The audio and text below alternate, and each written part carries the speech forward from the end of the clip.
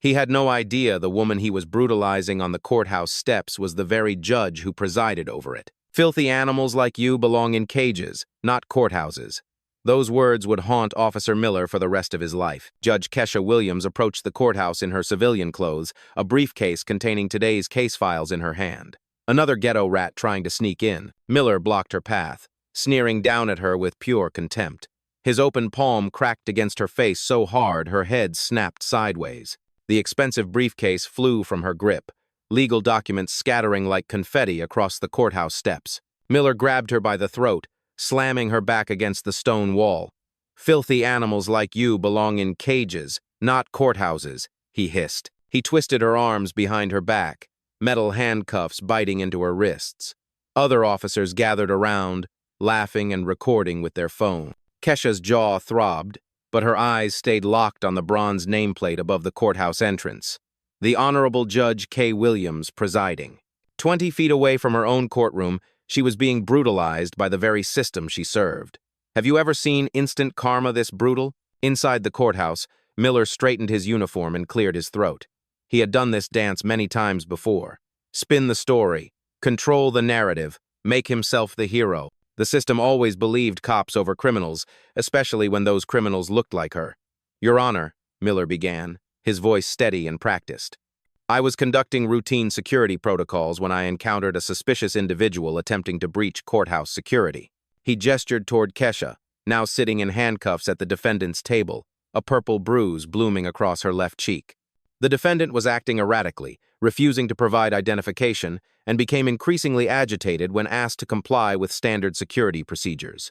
The temporary judge, Judge Peterson, a pale, thin man in his 60s, nodded approvingly.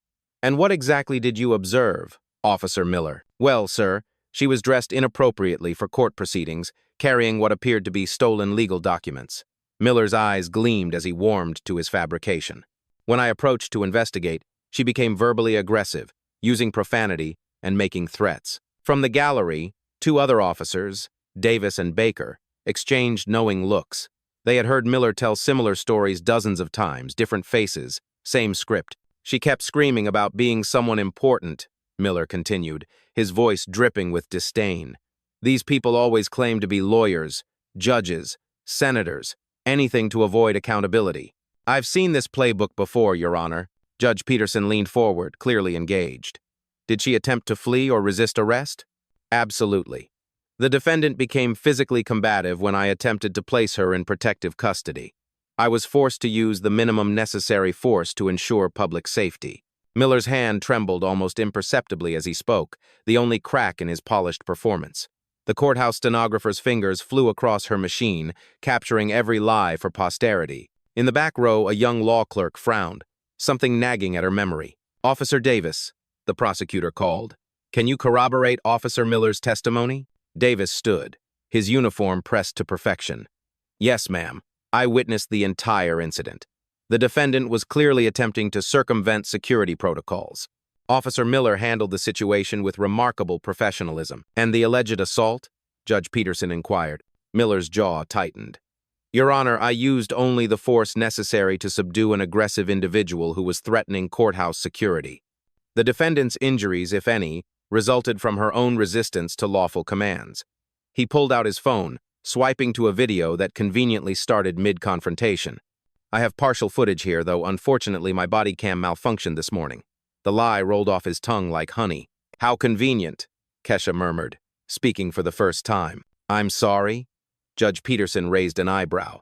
"Nothing, Your Honor," she replied calmly, though her eyes blazed with controlled fury. Miller continued his performance. "What we're seeing here is a classic case of someone playing the victim card after being caught breaking the law. She was trespassing on government property, carrying suspicious documents, and when confronted with her criminal behavior, she immediately claimed discrimination." The prosecutor, a middle-aged woman named Sarah Jennings, nodded sympathetically. "Officer Miller, in your 15 years of service, have you encountered similar situations?" "Unfortunately, yes.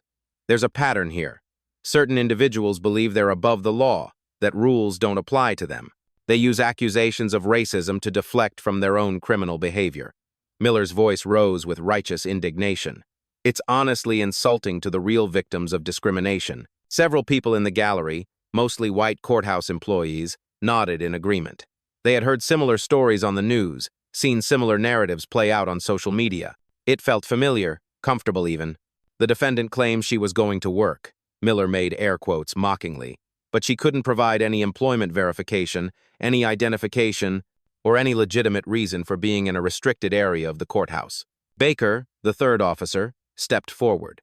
If I may add, Your Honor, the defendant was carrying what appeared to be confidential legal documents. We suspect she may have been involved in some kind of identity theft or fraud scheme. Judge Peterson looked intrigued.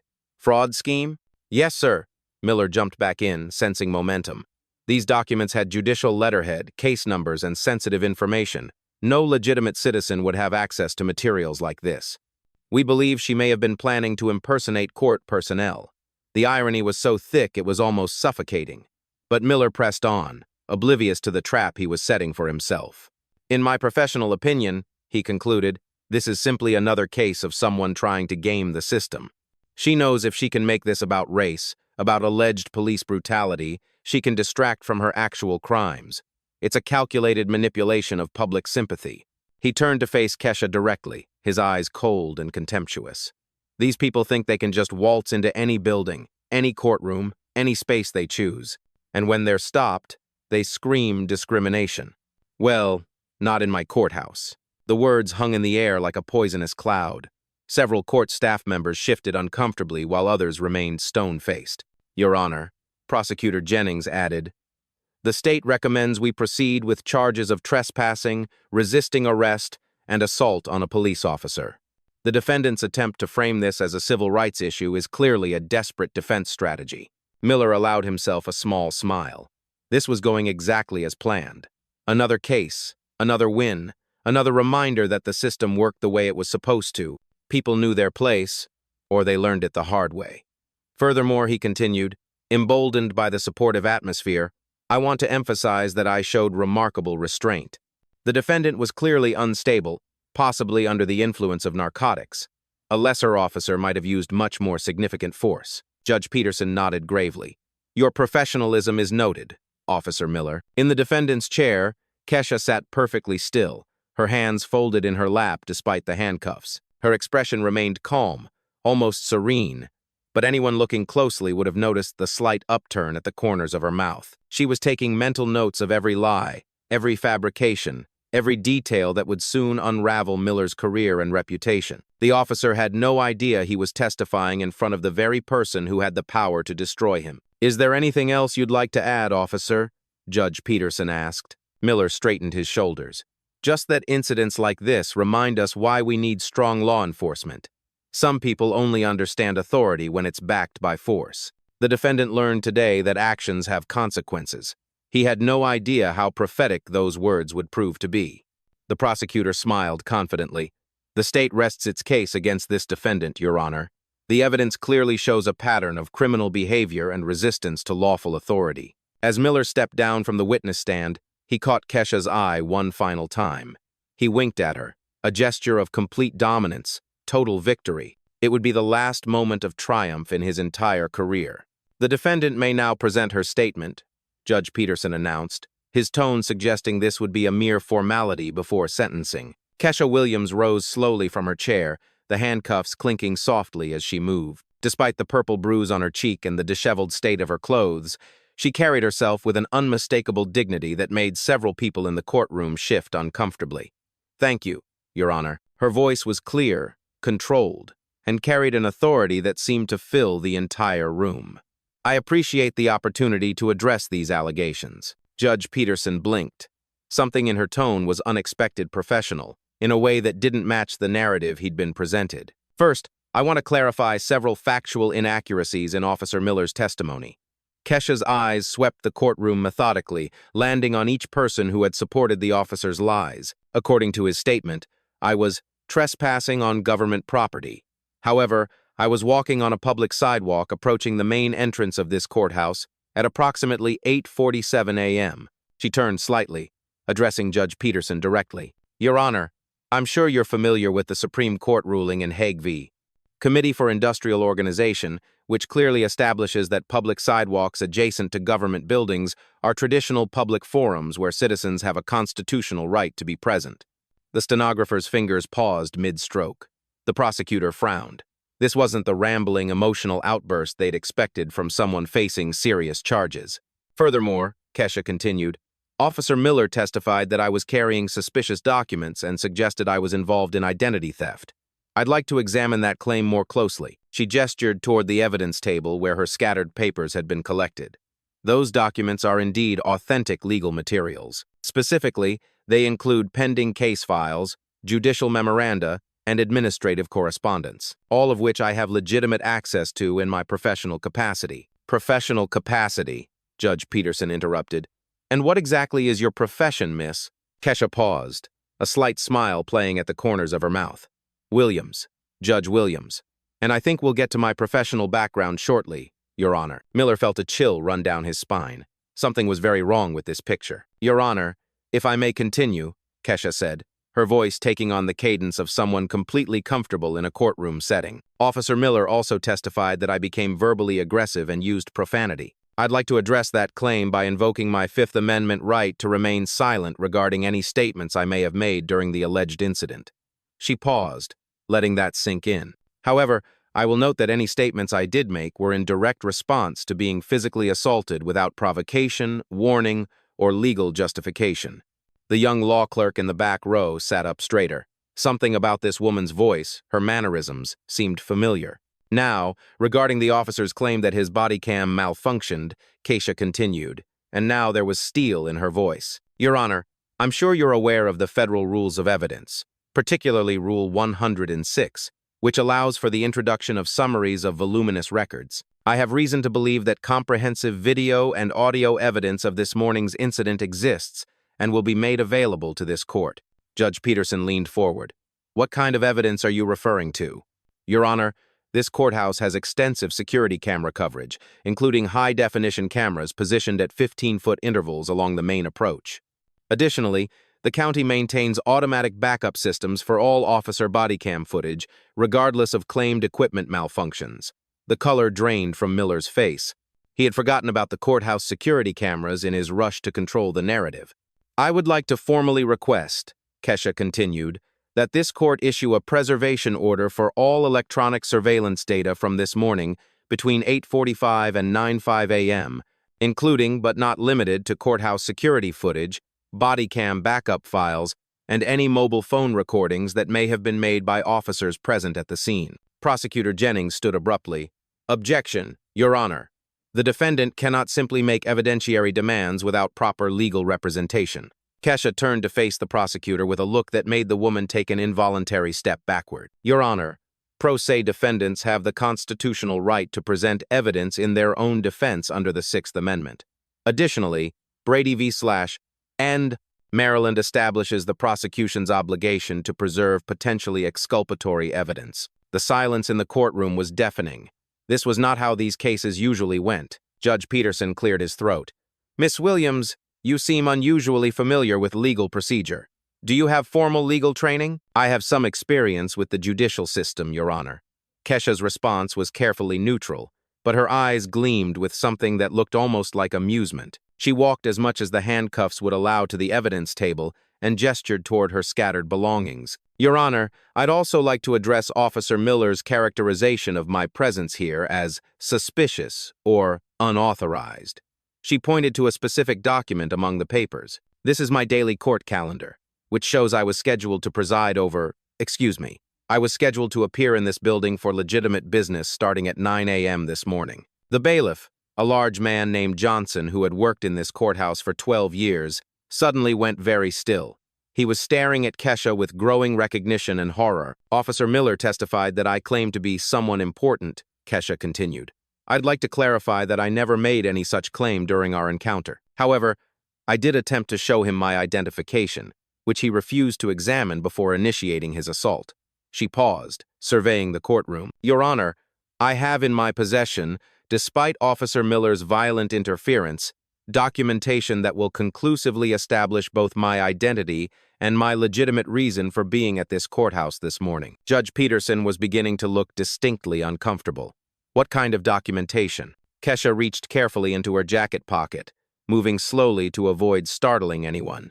My judicial parking pass, issued by this courthouse's administrative office. My building access card, programmed with my judicial chamber's entry code, and my official identification. The bailiff, Johnson, suddenly stood up, his face pale as he recognized the woman he'd seen every day for the past 3 years. Your Honor, Kesha said quietly, I believe there's been a significant misunderstanding about who exactly Officer Miller assaulted this morning. She held up a leather credential wallet, and even from across the room, the gold judicial seal was clearly visible. Perhaps we should recess so that proper identifications can be verified, she suggested, her voice carrying the unmistakable tone of someone who was used to giving orders in courtrooms, not taking them. Judge Peterson stared at the credential wallet, then at Kesha's face, then at the bailiff, who was nodding grimly. Court will recess for 15 minutes, he said hoarsely. As the gavel fell, Miller felt his world beginning to crumble around him. Whatever game he thought he was playing, he was beginning to realize he might not understand the rules at all. During the 15-minute recess, the courthouse buzzed with nervous energy. In a small holding room adjacent to the courtroom, Kesha sat calmly while Bailiff Johnson fumbled with his keys, his hands shaking as the reality of the situation hit him. Judge Williams, he whispered, his voice thick with horror. Jesus Christ, Judge Williams, I am so sorry. I didn't recognize you in civilian clothes, and when they brought you in like that, it's all right, Johnson, Kesha replied softly. You weren't part of this, but I need you to do something for me. Anything, Your Honor. Anything at all. I need you to go to my chambers quietly and bring me my judicial robes, the black ones with the gold trim. And Johnson, she looked him directly in the eye, bring my gavel, too.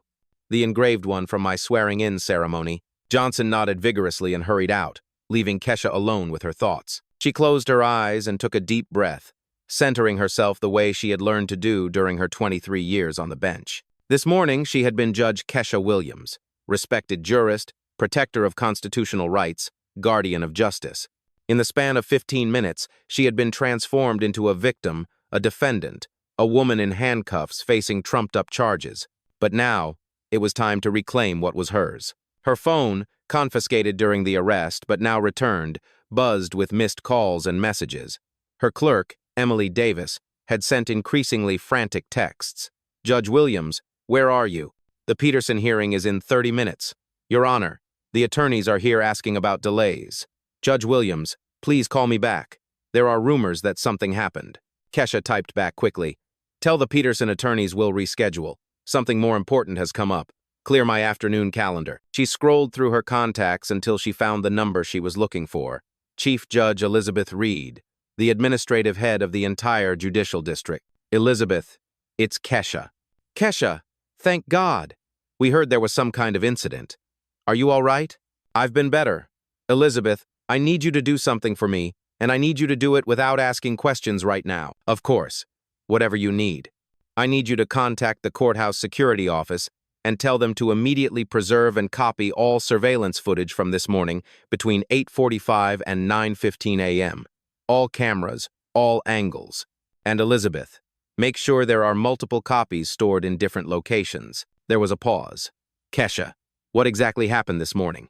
A police officer named Miller just spent an hour testifying under oath about how he heroically subdued a dangerous criminal who was trespassing on courthouse property. Kesha's voice was steady, but there was an edge to it that Chief Judge Reed had never heard before. And the dangerous criminal was me, Elizabeth, on my way to work.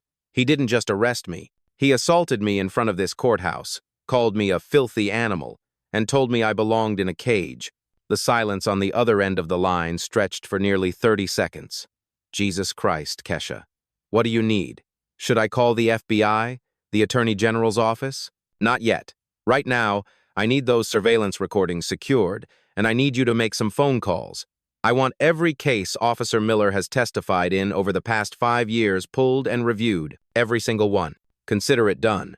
But Kesha, you can't handle this case yourself. There's a conflict of interest.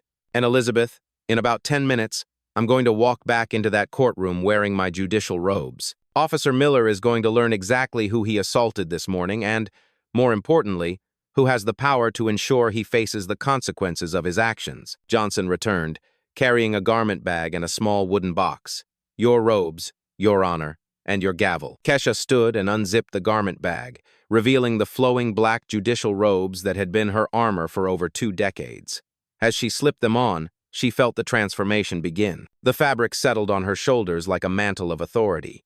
Each fold was a reminder of the power she wielded, the oaths she had taken, the justice she was sworn to protect. She opened the wooden box and lifted out her ceremonial gavel, its weight familiar and comforting in her hand. Engraved on its handle were the words, "Justice is blind, but she sees all." "Johnson," she said, adjusting her robes, "when we return to that courtroom, I want you to announce me properly." "Yes, Your Honor. How would you like to be announced?"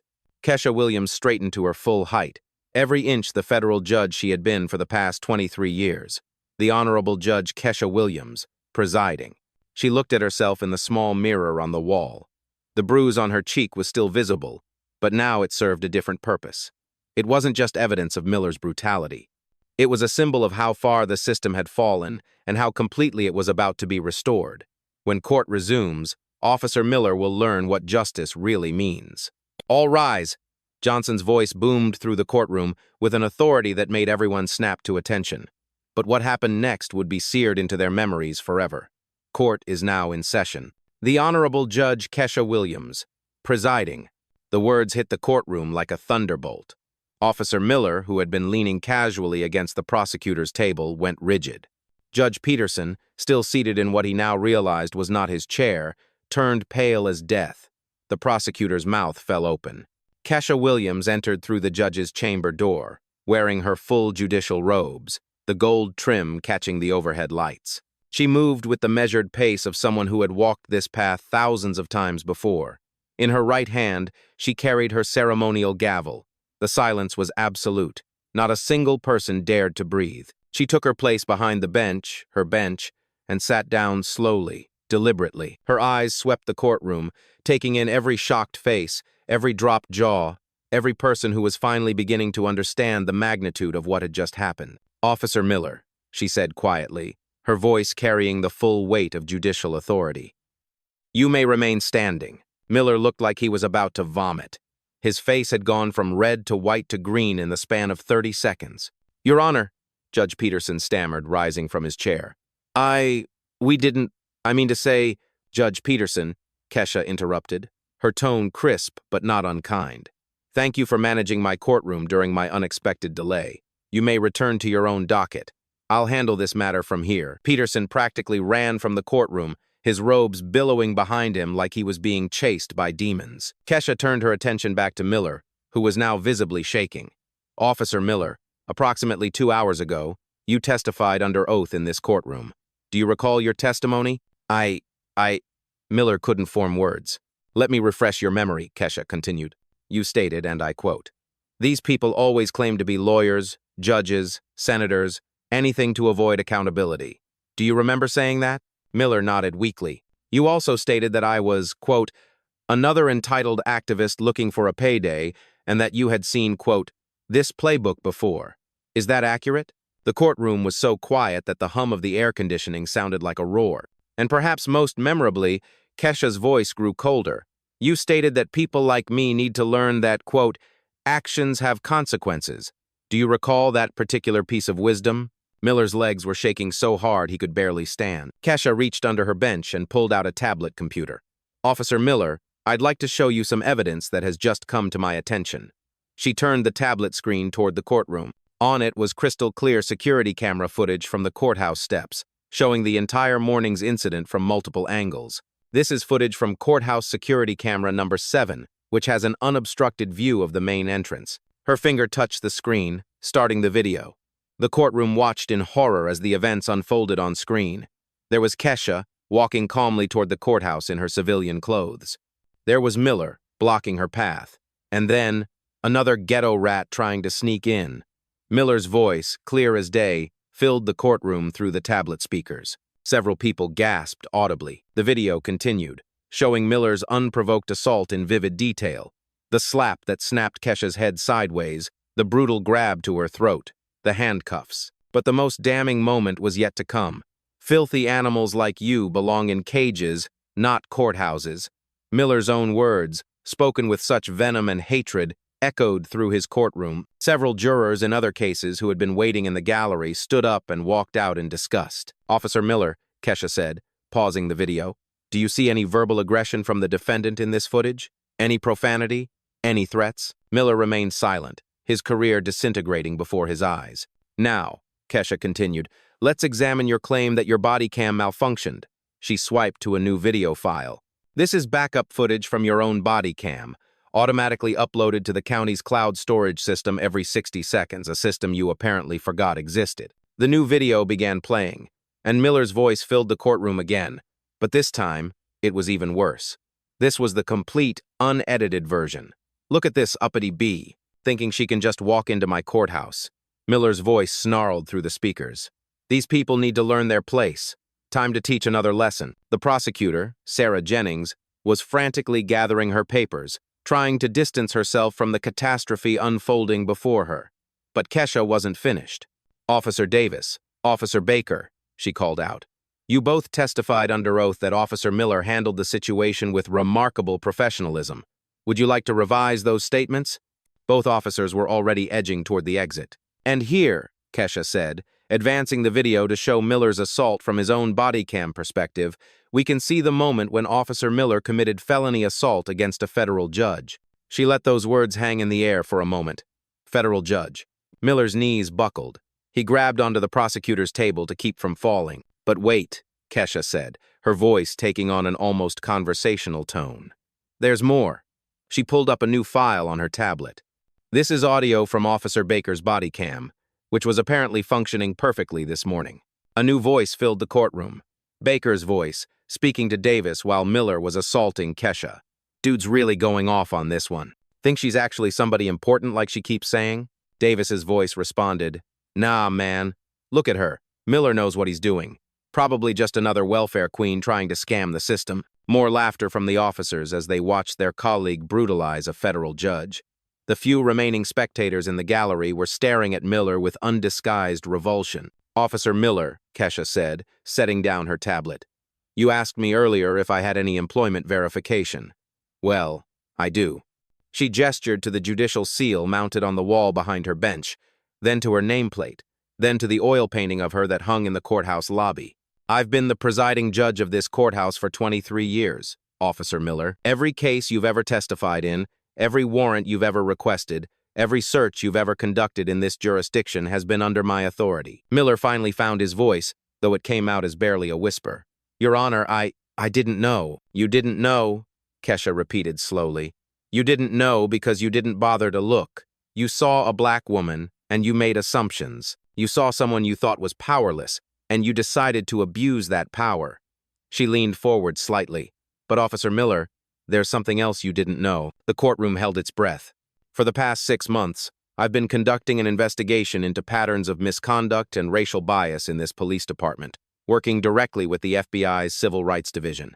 Miller's face went completely white. "This morning's incident wasn't random, Officer Miller. You've been under investigation, and you just provided us with the most perfect evidence we could have hoped for." She lifted her gavel and held it in front of her. "Officer Miller, you said actions have consequences. You were right about that. Court will recess while I consider the appropriate charges." The gavel came down with a sound like thunder. Miller collapsed into a chair, his career, his reputation, and quite possibly his freedom now hanging by a thread. When court resumed 20 minutes later, the atmosphere had completely transformed. Word had spread throughout the courthouse like wildfire. Lawyers, clerks, bailiffs, and court reporters had quietly filed into the gallery, drawn by whispers of the most spectacular courtroom reversal in the building's history. Miller sat slumped in what was now clearly the defendant's chair. His uniform was wrinkled, his face ashen. His attorney, a nervous public defender named Daniel Evans who had been hastily summoned, kept shooting worried glances at his client. Judge Kesha Williams returned to her bench with the same measured dignity she had displayed thousands of times before, but now every eye in the room saw her differently. This wasn't just any judge. This was the woman who had been brutally assaulted by the man now trembling before her bench. "Officer Miller," she began, her voice carrying the full weight of 23 years of judicial authority. "Before we proceed with the serious criminal charges you now face, I believe this court and everyone present deserves to understand exactly who you assaulted this morning." She stood, moving around the bench to address the packed courtroom directly. "My name is Judge Kesha Williams. I have served as the presiding judge of this courthouse for 23 years. I was appointed to this position by Governor Richardson in 2001, and I was confirmed by the state Senate with a unanimous vote." Her voice grew stronger with each word. "I graduated magna cum laude from Harvard Law School, where I was editor of the Harvard Law Review. Before my appointment to the bench, I served for 8 years as a federal prosecutor in the Civil Rights Division of the Department of Justice." Miller's attorney was frantically scribbling notes, probably calculating how many years his client was facing. "During my tenure as a federal prosecutor, I specialized in cases involving police misconduct, civil rights violations, and institutional racism. I successfully prosecuted 47 cases against law enforcement officers who abused their authority." She paused, letting that number sink in. "In my 23 years on this bench, I have presided over more than 15,000 cases. I have sentenced hundreds of defendants, from petty thieves to murderers. I have seen every type of criminal behavior, every excuse, every justification." Judge Williams walked closer to where Miller sat, cowering. "But in all my years of service, Officer Miller, I have never, not once, encountered such a perfect example of everything that is wrong with policing in America." The packed courtroom was silent, except for the sound of Miller's labored breathing. "You see, Officer Miller, when you called me a ghetto rat and a filthy animal, when you told me I belonged in a cage, when you slammed me against the wall of my own courthouse, you weren't just assaulting a random citizen." She returned to her position behind the bench. "You were assaulting the person who has dedicated her entire career to ensuring that officers like you are held accountable for their actions." Judge Williams opened a thick file that had been placed on her bench. "This file contains detailed records of every case you've testified in over the past 5 years. 43 cases, Officer Miller. 43 times you've stood in my courtroom and sworn to tell the truth." She flipped through several pages. 28 of those cases involved defendants who were people of color. In 26 of those cases, you were the arresting officer. And in every single one, Officer Miller, you described the defendants using remarkably similar language to what you used with me this morning." Miller's face had gone from white to gray. "Acting erratically, refusing to comply, becoming aggressive, threatening officer safety. The same words, the same narrative, the same lies, over and over again." Judge Williams closed the file with a sharp snap. "But here's what you didn't know, Officer Miller. For the past 6 months, I've been working with the FBI's Civil Rights Division, the State Attorney General's Office, and the Department of Justice to investigate systemic patterns of racial bias and misconduct in this police department." The public defender stopped writing and simply stared at his client with something approaching pity. "Your name, Officer Miller, appears on a federal watch list. You have been under surveillance. Your communications have been monitored. Your arrest patterns have been analyzed." She leaned forward slightly. "And this morning, Officer Miller, you provided us with the most perfect, unambiguous, undeniable evidence of criminal civil rights violations that any prosecutor could hope for." Judge Williams lifted her gavel. "You assaulted a federal judge while she was performing her official duties. You did so based explicitly on racial animus, as evidenced by your own recorded statements. You then committed perjury when you lied under oath about the circumstances of that assault." The gavel hovered in the air. "Officer Miller, you asked me this morning if I knew my place. Well, let me tell you exactly what my place is." Her voice filled the courtroom with quiet authority. "My place is on this bench, in this courtroom, ensuring that justice is served. My place is holding people like you accountable when you abuse the power we've entrusted to you." The gavel came down once. "My place, Officer Miller, is making sure that what you did to me this morning is the last act of racial violence you will ever commit as a police officer." Miller finally understood. He hadn't just assaulted a random woman. He had assaulted justice itself, and justice was about to hit back. "Officer Miller," Judge Williams began, opening a thick manila folder, "let's examine your distinguished career in law enforcement, shall we?" Miller's attorney leaned over to whisper urgently in his client's ear, but Miller seemed paralyzed, unable to respond to anything happening around him. "According to records from Internal Affairs, you've been the subject of 47 formal complaints during your 15-year career. 47 complaints, Officer Miller. That averages to more than 3 complaints per year." She pulled out a document and held it up. "Let's start with complaint number 1, filed in 2009. Mrs. Maria Sanchez, a 63-year-old grandmother, alleged that you called her a racial slur during a routine traffic stop and slammed her face into her car hood when she asked for your badge number. The packed courtroom stirred uneasily. Your department's investigation concluded that Mrs. Sanchez's allegations were unsubstantiated. Interesting, considering we now have video evidence of you using remarkably similar language and tactics. Judge Williams flipped to another page. Complaint number 12, 2012. Jamal Taylor, a 17-year-old honor student, alleged that you planted drugs in his backpack after he refused to provide information about his older brother. Once again, your department found the complaint unsubstantiated. Miller's breathing was becoming more labored with each revelation. Complaint number 23, 2016. Dr. David Chen. Yes, Dr. Chen, a prominent cardiologist, alleged that you arrested him outside his own home because you didn't believe a black man could live in that neighborhood. Dr. Chen spent 6 hours in jail before his attorney could secure his release. She looked directly at Miller. What was the department's finding on that complaint, Officer Miller? I don't... Miller's voice was barely audible. Unsubstantiated, Judge Williams answered for him. Are you beginning to see a pattern here? Chief Judge Elizabeth Reed had quietly entered the courtroom and was now sitting in the front row, her expression grim as she took notes. But here's what's really interesting, Officer Miller. I've cross-referenced your complaint record with your arrest statistics, and some fascinating patterns emerge. Judge Williams pulled out a large chart and placed it on an easel where everyone could see it. Over your 15-year career, you've made 1,251 arrests. Of those arrests, 1,089, that's 87%, involved people of color. In contrast, the demographics of your patrol area are 42% white, 31% Hispanic, and 27% black. She pointed to different sections of the chart with a laser pointer. Even more interesting, your use of force reports show that you used physical force in 63% of your arrests involving people of color, compared to only 12% of your arrests involving white suspects. Miller's attorney was frantically writing, probably preparing an insanity defense. And here's perhaps the most damning statistic of all, Judge Williams continued. Of your 1,089 arrests of people of color, 432 cases were dismissed due to lack of evidence, prosecutorial misconduct, or violations of constitutional rights. That's a dismissal rate of nearly 40%. She turned back to Miller. Officer Miller, do you know what we call it when a police officer has a 40% dismissal rate due to constitutional violations? We call it a pattern of criminal behavior. The courtroom was deadly silent, except for the scratch of reporters' pens on paper. But wait, there's more, Judge Williams said, her tone almost conversational now. I've also reviewed the financial impact of your career on the taxpayers of this county. She pulled out another document.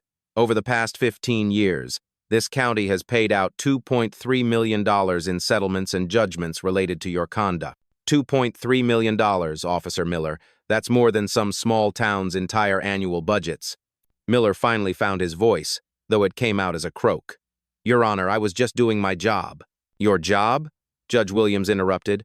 Officer Miller, let me read you the oath you took when you became a police officer. She pulled out an official document and read aloud. I solemnly swear to support and defend the Constitution of the United States and the state constitution, to bear true faith and allegiance to the same, and to faithfully and impartially discharge the duties of my office according to the best of my ability. So help me, God. She set the document down. Faithfully and impartially, Officer Miller. Not selectively, not based on skin color, not based on your personal prejudices. Judge Williams walked around the bench again, addressing the entire courtroom. What we're seeing here isn't the behavior of one rogue officer. This is the inevitable result of a system that protects officers like Miller, that dismisses complaint after complaint, that pays settlement after settlement, all while allowing the abuse to continue. She turned back to Miller. But that system failed you today, didn't it, Officer Miller? Because today, you chose to assault someone who had the power to expose everything. Miller's head dropped into his hands. Officer Miller, you spent this morning telling this court that people like me need to learn our place. Well, I think it's time you learned yours. Judge Williams returned to her bench and lifted her gavel. Your place, Officer Miller, is in a defendant's chair, facing the full consequences of 15 years of criminal behavior. The gavel came down with finality, and that's exactly where you're going to stay. Judge Williams stood behind her bench, her judicial robes flowing around her like armor forged from justice itself. The packed courtroom held its collective breath as she prepared to deliver what everyone knew would be a historic verdict. "Officer Miller," she began, her voice carrying the weight of centuries of jurisprudence. "Before I render judgment in this matter, I want to address not just you, but everyone in this courtroom, and everyone who will hear about what happened here today." She gestured to the gallery, packed with lawyers, court staff, reporters, and citizens who had heard whispers of the extraordinary proceedings. This morning began with a simple question: what happens when someone with a badge believes they are above the law? What happens when years of unchecked power and systemic protection create a person who thinks they can assault a federal judge and face no consequences? Miller sat slumped in his chair, his career and life crumbling around him in real time. "The answer, Officer Miller, is standing before you right now." Judge Williams picked up her gavel, the same one that had been engraved with the words, "Justice is blind, but she sees all," on the day she took her oath of office. "For 15 years you have terrorized this community. For 15 years you have violated the constitutional rights of citizens whose only crime was existing while black or brown. For 15 years you have made a mockery of the badge you were sworn to honor." Her voice grew stronger, more passionate, as she continued. "But your greatest mistake, Officer Miller, wasn't any single act of brutality. Your greatest mistake was believing that the system would always protect you, no matter how far you went, no matter how many lives you destroyed." Miller finally looked up, his eyes red and defeated. "This morning, when you called me a filthy animal and told me I belonged in a cage, when you slammed me against the wall of my own courthouse, when you handcuffed me and paraded me through these halls like a criminal, you thought you were asserting your dominance over just another powerless victim." Judge Williams leaned forward, her voice dropping to barely above a whisper, forcing everyone in the packed courtroom to strain to hear her words. "But I was never powerless, Officer Miller, and neither were any of the people you've brutalized over the years. The only difference is that today, justice finally had a witness." She straightened to her full height. "Officer Miller, based on the evidence presented in this courtroom, evidence that came from your own mouth, your own actions, your own camera, I find you guilty of assault in the first degree, a felony." The words hit the courtroom like thunder. "I find you guilty of assault on a judicial officer, a federal felony carrying a mandatory minimum sentence of 5 years. Miller's attorney closed his eyes and put his head in his hands. "I find you guilty of deprivation of civil rights under color of law, a federal felony punishable by up to 10 years in prison." With each pronouncement, Miller seemed to shrink further into his chair. "And I find you guilty of perjury in the first degree for your false testimony given under oath in this very courtroom." Judge Williams paused, letting the weight of those charges settle over the room. "But Officer Miller, this case was never really about you. You are simply a symptom of a much larger disease that has infected our justice system for far too long." She turned to address the packed gallery. "For too long, we have allowed police officers to operate with impunity. For too long, we have dismissed complaints, ignored evidence, and paid settlements while allowing the abuse to continue. For too long, we have told victims of police brutality that their experiences don't matter, that their word doesn't count, that justice isn't for them."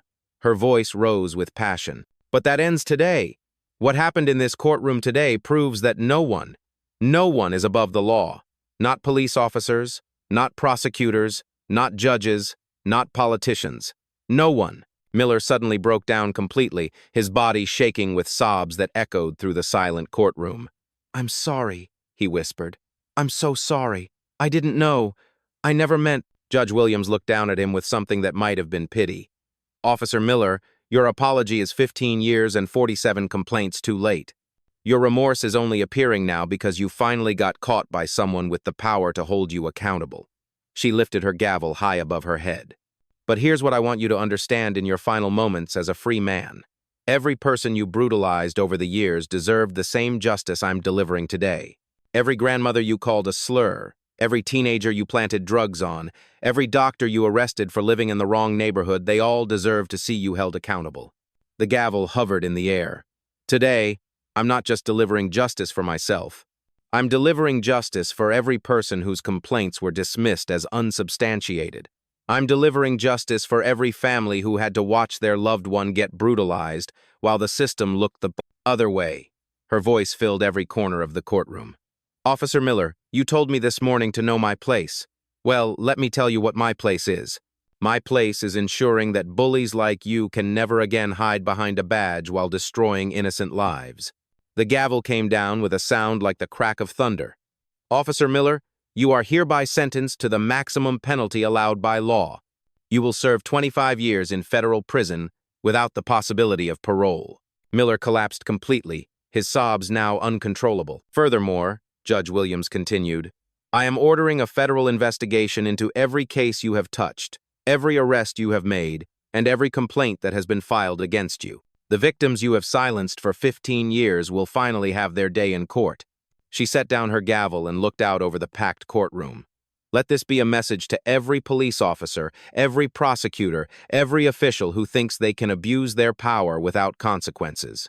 Justice may be blind, but she sees everything, and eventually, she comes for everyone." The courtroom erupted in applause that lasted for 5 full minutes. Justice had finally been served. 6 months later, the ripple effects of that historic morning continued to transform the entire justice system. Officer Miller was serving his 25-year sentence in federal prison, where his fellow inmates had learned about his crimes through news coverage. His badge, his pension, his freedom, all gone. The man who once terrorized an entire community now spent his days in protective custody, finally understanding what it felt like to be powerless. But Miller's downfall was just the beginning. The federal investigation Judge Williams ordered uncovered a web of corruption that reached deep into the police department's command structure. 12 officers were terminated. 4 supervisors were criminally charged. The entire department was placed under federal oversight. Chief Judge Elizabeth Reed established new protocols requiring automatic federal review of any case involving allegations of police misconduct against judicial personnel. Body cameras became mandatory for all officers, with backup systems that could never be malfunctioned away. Most importantly, the 432 cases Miller had tainted were reopened. Dozens of wrongfully convicted defendants were released from prison. Hundreds more had their charges dropped or sentences reduced. The county paid out an additional $8.7 million in compensation to Miller's victims' money that came directly from the police department's budget. Judge Williams herself became a national symbol of judicial integrity and courage. She was invited to speak at law schools across the country, sharing the story of how one moment of violence revealed decades of systematic abuse. Her message was always the same: justice delayed is justice denied, but justice delivered is justice for all. The courthouse where it all happened was renamed the Justice Williams Federal Courthouse in her honor. A bronze plaque near the entrance commemorates the morning that changed everything with a simple inscription: "Here, justice finally found its voice." But perhaps the most powerful change was in the community itself.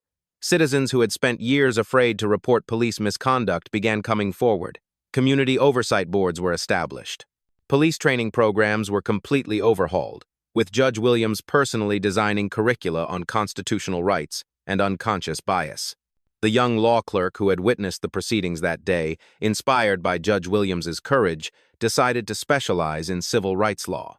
She now works for the ACLU, fighting similar battles in courtrooms across the nation. Davis and Baker, the officers who had supported Miller's lies, were terminated and faced federal charges for conspiracy and obstruction of justice.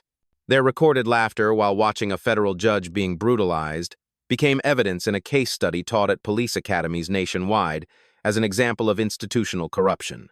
The video of Judge Williams delivering her verdict became the most watched courtroom footage in internet history, viewed more than 50 million times. Comments poured in from around the world from people who had experienced similar injustices but never seen accountability delivered so completely, so publicly, so perfectly. Today, Officer Miller sits in his prison cell, probably thinking about the moment he chose to assault a woman because he thought she was powerless. He thought he knew his place in the world. He thought he knew hers. He was wrong about both, because sometimes justice doesn't just wear a blindfold. Sometimes justice wears judicial robes. Sometimes justice carries a gavel. And sometimes when the moment is right, justice hits back. The most important lesson from this story is that courage is contagious. Judge Williams's stand wasn't just for herself.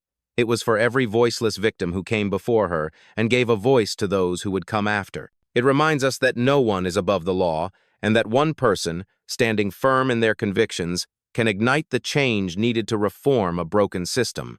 Share this story if you believe everyone deserves justice, regardless of who they are or what they look like. What part of Judge Williams's response was the most powerful to you? Let us know in the comments below, and hit that subscribe button, because stories of courage triumphing over corruption deserve to be heard.